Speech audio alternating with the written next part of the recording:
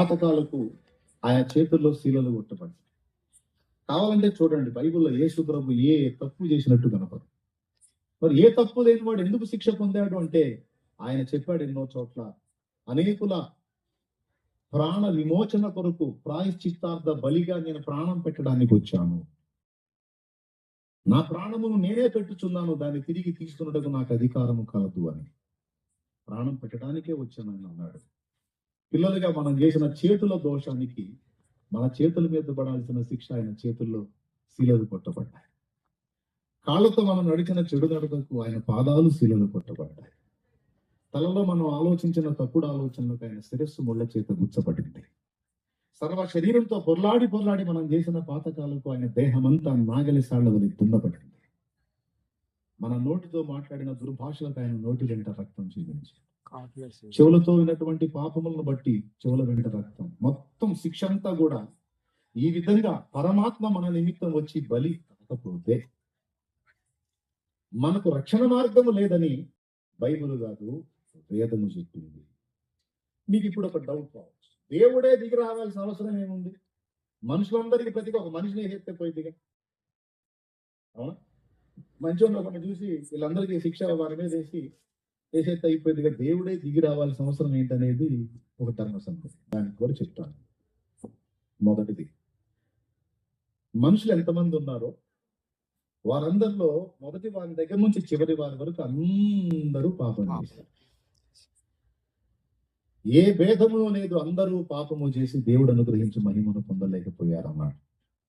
నీతిమంతుడు లేడు ఒక్కడు. ఇంతమంది ఉన్నారు ఇక్కడ. ఒక్క మాట యథార్థంగా గుండె మీద చేసుకొని చెప్పండి, పుట్టిన దగ్గర నుంచి ఇప్పుడు దాకా ఒక్క పాపం కూడా నేను చేయలేదని నువ్వు చేసి పెట్టింది.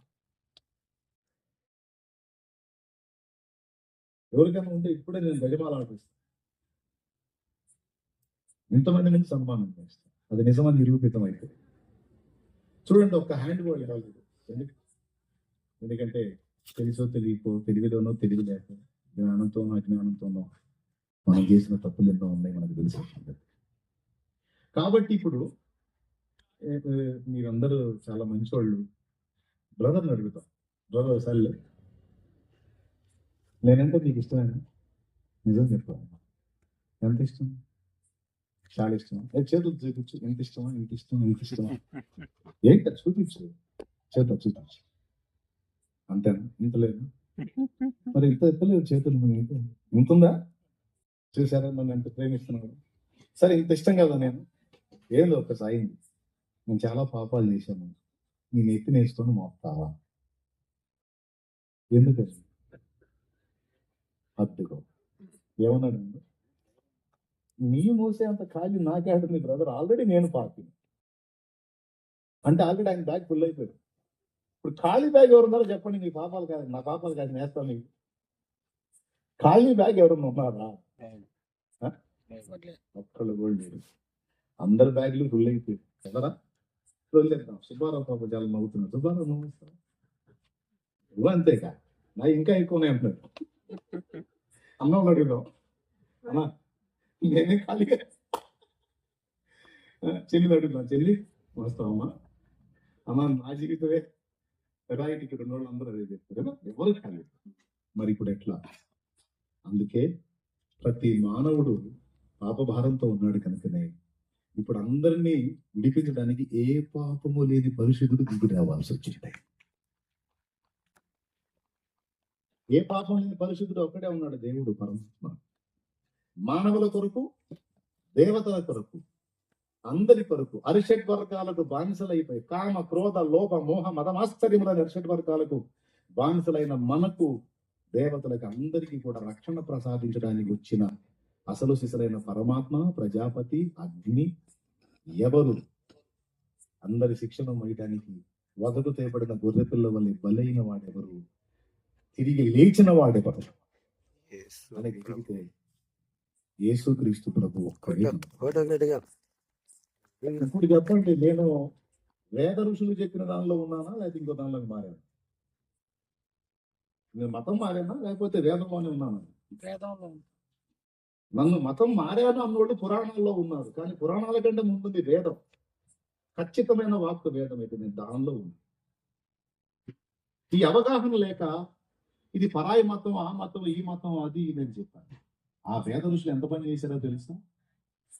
ఈ సత్యం మనకి బాగా గుర్తుండడానికి కొన్ని ఆచారాలు పెట్టారు. ఆ ఆచారాల్లో మొట్టమొదటిది బలి.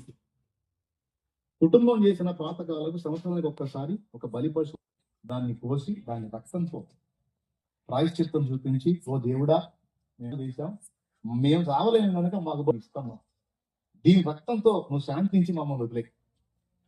ఓకేనా? రైట్. ముస్లిం సోదరులు బక్రీద్ చేస్తారు. బక్రీద్, బకరా అంటే మేక లేక గొర్రె. ఓకే. ఈద్ అంటే పండుగ. అందరు ఇస్సాకుకు అబ్రహాము పొటేళ్లు బలిచ్చాడంటే ఒకరికి ప్రతిగా ఒక జీవిని బలిపట్టం అనేది అబ్రహాం చేశాడు. ఇబ్రహీం అలైహిస్సలాం అంటారు కదా, ఆయన చేశాడు. ఒకరికి ప్రతిగా ఒక జీవిని. ఈ సూచన ఎందుకు చూపించాడంటే భవిష్యత్తులో పరమాత్ముడే ఈ విధంగా వచ్చి మనందరి పాపములకు ప్రతిగా ఈ పశువు ఎలా బలి అవుతుందో అలాగున ఆయన మన కోసం బలి అవుతాడనే దానికి సంకేతంగా వాళ్ళు జంతు బలులు అర్పించారు. ఇప్పుడు కూడా తెలంగాణలో మీరు చూడండి, ఇల్లు కట్టుకుంటారు, మంచి ఇల్లు. ఓపెనింగ్ లో పొట్టేలు కోసి ఆ బ్లడ్ ప్లేట్ లో పెట్టి 2 చేతుల దానిలో అట్టి తీసుకెళ్ళి గుమ్మాలకు ఎంత చక్కని కవరింగ్ చేసుకొని మంచి బిల్డింగ్ కట్టుకొని ఈ రక్తపు గుర్తులు ఏమన్నా అన్నాం అనుకో, వాళ్ళు చెప్పే సమాధానం తెలుసు, ఈ రక్తపు గుర్తుంటే కీడు దాటిపోతుందయా అంట. అర్థమైంది? కీడు ఉండదు. ఎంతమందికి తెలుసు ఈ మాట? ఎంతమందికి? ఎస్. ఇంకొకటి ఏం చేశారు తెలుసా? ఇంటికి రక్తపు గుర్తుంటే ఇంటికి కీడు. మరి ఒంటి సంగతి ఏంది? అందుకని ఏం చేశారంటే రక్తవర్ణమైన సింధూరాన్ని, అంటే రక్తవర్ణమైన సింధూరం అంటే తిలకం సీసా తెలుసా మీకు? మాకు 4 రక్తాలు. తిలకం సీసా వాడేవాడు. అప్పుడప్పుడు అది ఒలికిపోతే ఎర్రగా రక్తం రాదు. అవునా? ఈ రక్తపు గురుతుని కూడా నుదుటను పెట్టుకుని ఆ కథలో పెడుతున్నారులే కానీ ప్రారంభం నుంచి ఏది వెళ్తే ఎందుకు ఇక్కడ ఇది సృష్టికర్త స్థానం. 2 కనుబొమ్మల మధ్య లలాటం అంటారు, ఇది సృష్టికర్త స్థానం. అక్కడ రక్తవర్ణాన్ని దిగితే పరమాత్మ శాంతిస్తాడు, ఒంటికి కీడు రాకుండా కాపాడుతాడన్న అర్థంతో రక్తవర్ణం దిగుతారు. అసలు రహస్యం అది.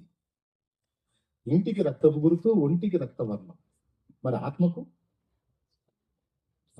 రక్షణ కలిగించడానికి పరమాత్మ తానే దిగి వచ్చి అందరి పాపములకు ప్రాయశ్చిత్తార్థ బలిగా తను తాను అర్పించుకున్నాడు. ఈ రోజు మీ అందరి కూడా సృష్టికర్త ఎవరు, ఎందుకు చేశాడు, మనిషి ఏమయ్యాడు, మరి పాపాల నుంచి బయటపడి మోక్షానికి చేరే మార్గం దేవుడు ఎలా వేశాడనే 4 ప్రశ్నలకు స్పష్టమైన సమాధానం రాజాపేట నడిబొడ్లో ఉండి చెప్పారు. ఇక ఈ రాజాపేట విషయంలో నేను ఉత్తరవాదిని కాదు. ఒరే, నీ తల్లి పుట్టినూరులో ఒక్కసారన్నా నువ్వు నన్ను గూర్చి సాక్ష్యం చెప్పావా అని సృష్టికర్త నన్ను అడిగితే చెప్పానయ్యా అంటానికి ఈ రాత్రి జరిగిన ఈ వేదికే సాక్ష్యం, ఈ కూటమే సాక్ష్యం. పంచభూతాలు సాక్ష్యం, కింద మీరందరూ సాక్ష్యం. కాబట్టి యేసు ప్రభుని మీ హృదయంలోనికి స్వాగతించి, అయ్యా నేను కూడా పాపిని, నా పాపాల కోసం కూడా నువ్వు ప్రాణం పెట్టావు అనేది నాకు అర్థమైంది, దానివల్ల నేను కూడా నెమ్మది లేకుండా ఉన్నాను, నరకానికే పయనం అవుతున్నాను, దయచేసి నీ రక్తంతో నన్ను కూడా కడుగయ్యా, నాకై వచ్చిన పరమాత్మ నన్ను రక్షించు నాయన, నా కుటుంబాన్ని రక్షించు, మేమంతా మోక్ష పదంలో ఉండాలి, నిత్య జీవంలో ఉండాలి, దయచేసి మమ్మల్ని రక్షించు అని మీరు కూడా మీ హృదయంలో కోరుకుంటే తప్పకుండా నన్ను దర్శించిన దేవుడు మిమ్మల్ని కూడా దర్శిస్తాడు. యేసుక్రీస్తులో మనసుకు శాంతి, శరీరమునకు ఆరోగ్యము, మరణానంతరం ఆత్మకు రక్షణ, ఈ 3 ఉన్నాయి. వాటిని మనకి ఇవ్వటానికి బలి అయి తిరిగి లేచిన అసలు శిశులైన పరమాత్మ ప్రజాపతి ప్రభు అయిన యేసుక్రీస్తు తెలియక తోలనాడుంటే, తెలియక పొరపాటుగా ఆలోచించుంటే ఏం ఒక మాట క్షమాపణ అడగండి. ఆయన నేను కాబట్టి తెలియదు, నేను దుర్భాషల నిత్య జీవానికి వారసునిగా నిన్ను కూడా చేస్తాడు. ఈ సంగతి అన్నప్ప గారికి అర్థమైంది. అని చాలా బుద్ధుడు ఆ దశలో తెలుసుకున్నాడు, నాకు యేసు ప్రభు కావాలయ్యా, వేదవేదుడుగా తాను బయలుపరుచుకున్న మహనీయుడు నాకు కావాలి, నా పాపాలు కూడా ఆయన రక్తంలో కడుక్కుంటాను, ఆయన దగ్గరికి చేరతానని కోరుకొని రక్షణ పొందాడు. ఫోన్ చేసి పిలిపించుకొని 10 లక్షలు పొందాడు ఆయన. తెలివి తక్కువడు, చాలా తెలివిగలడు ఆయన. కుటుంబ బాధ్యతలు నెరవేర్చాడు, తన ఆత్మను కూడా రక్షించుకోవటానికి సరైన నిర్ణయం తీసుకున్నాడు ఈ లోకంలో ఉండగానే. మీ అందరికీ ఈరోజు సత్యం చెప్పాను. నేను ఎందుకు యేసుప్రభుని నమ్ముకున్నానంటే, అందరికీ పైన అది దేవుడు, ఆది దేవుడు, వేదం చెప్పిన దేవుడు, దేవతలు మొక్కిన దేవుడు అయ్యనే అని నేను గుర్తిరిగి ఈరోజు ఇక్కడున్న ఈ గలీలో చెప్పటం కాదు, లక్షల మంది ముందు నేను ఇదే సాక్ష్యం ఇచ్చాను. కాబట్టి ఈరోజు మీ అందరికీ కూడా సాక్ష్యం ఇచ్చాను. మీ ఆత్మల విషయమే నేను ఉత్తరవాదిని. నేను చెప్పిన ఈ మాటలు కొంచెం ఆలోచించండి. తొందరపాటు అభిప్రాయాలు కలగకుండా కొంచెం సావధానంగా ఆలోచించండి. మీరు ఈ లోకంలో ఉండగానే సత్యం తెలుసుకొని లోకాన్ని వదలండి, ధన్యులు అవుతారు. కృప మనందరికీ తోడై ఉండదు కాక. ఒకసారి తలలు వంచి కళ్ళు మూడి మీకోసం ప్రేయర్ చేస్తాను.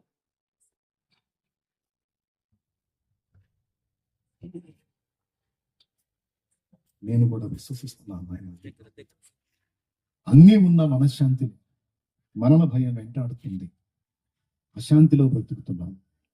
మహిమ నేను కూడా కన్ను మూసిన నాడు నీ యొద్దకు చేరున్నట్లు నా పాపాలన్నీ కడిగే నాయన.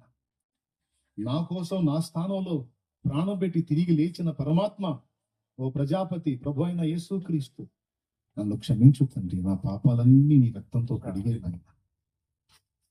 కలువరి శిలువలో నా కోసం ప్రాణం పెట్టిన మహనీయుడా, నీకు వందనాలయ్యా. నా కుటుంబంలోనికి రాయి, నా హృదయంలోనికి రాయి, నా జీవితంలోనికి రాయి, నన్ను దర్శించయ్యా అనిదిగో నీ బిడ్డలు అడుగుతున్నారు. నా ప్రార్థన విను తండ్రి. వారి శరీరాల్లో ఉన్న రోగములు తొలగించు, వారి జీవితాల్లో ఉన్న పరిష్కారం కాని సమస్యలు యేసు నామములో ఈ రాత్రి కొట్టివేయబడిన దాకా వారి కుటుంబాల్లో సహాయించు, వారి ఆత్మలను రక్షించు, వారందరినీ నిత్య జీవానికి వారసులుగా చేయి. ఈ రాజాపేట గ్రామం ఒకప్పుడు కళకళలాడినటువంటి గ్రామం ఆయన. ఈరోజు చాలా మంది నివాసాలు విడిచి ఆయన టౌన్లోకి వెళ్ళిపోయిన పరిస్థితి. ఒకప్పుడు ఇదే ఒక టౌన్ గా ఉంది. ఆ పూర్వపు వైభవం దీనికి మళ్ళా రావాలి వేస్తున్నాము. ఆ పూర్వపు వైభవం, ఆ కళ మళ్ళా రావాలి దీనికి వేస్తున్నాములో. ఇక్కడ ఉన్న బిడ్డలందరూ కూడా సత్యం తెలుసుకోవాలి, రక్షణలోనికి రావాలి, నిత్య జీవానికి వారసులు కావాలి. వారి మీద ఉన్న అప్పుల బాధలు, ఆర్థిక ఇబ్బందులు, వారి శరీరంలో ఉన్న బలహీనతలు యేసుక్రీస్తు నామములో తొలగిపోవునుగా. వారి జీవితాల ఆరోగ్యం, వారి బిడ్డల భవిష్యత్తు శుభప్రదం చేయి. వారు ఎదుర్కొంటున్న శోధనలన్నిటి నుంచి విడిపించు. అన్నప్ప గారిని నీ మహిమలోకి తీసుకున్నావు నాయన. ఆయన అయితే లాభంలోకి వెళ్ళిపోయాడు మహిమలోకి. ఆయన్ని కోల్పోయిన కుటుంబానికి ఆదరణ, ఓదార్పునిచ్చి వారు కూడా నిన్ను విశ్వసించి నిత్య జీవానికి వారసులై